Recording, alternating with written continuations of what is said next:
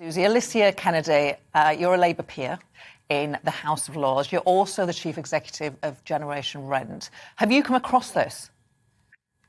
Yes, we have, and it is thanks to the work of investigative journalists like Susie, and as Susie said, the hard campaigning work of Peter Kyle MP.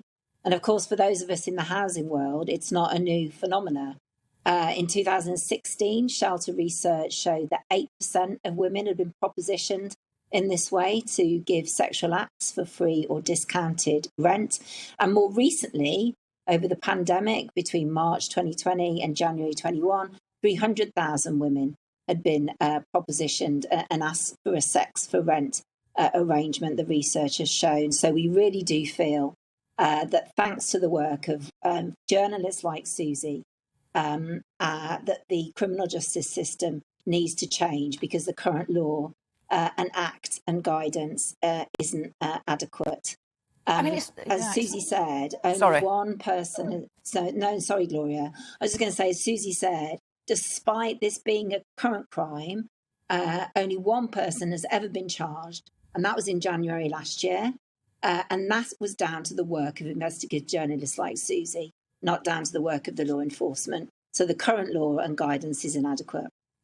But it's illegal. So what more can Parliament do, Alicia Kennedy? Yeah, well, we're asking Parliament, and this was debated in the Commons last year, but it's now coming up to be debated in the House of Lords.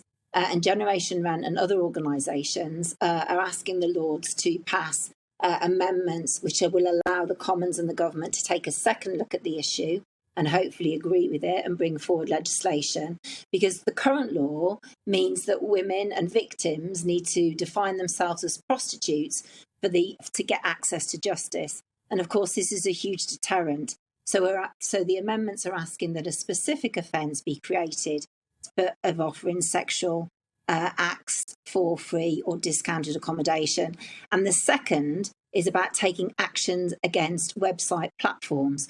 As Susie said, these adverts are free for all to see. They're open, they're explicit, and predators, not landlords, but predators, and these are what these individuals are, can freely advertise what they want to receive in return for free and discounted accommodation. They go unchecked, unmonitored, and are ignored by law enforcement. So we want to see action taken against the website platforms that allow this to happen. Not all websites do, but as Susie said, Craigslist does. And they're a £7 billion organisation that we think should be able to take responsibility for not advertising this exploitation.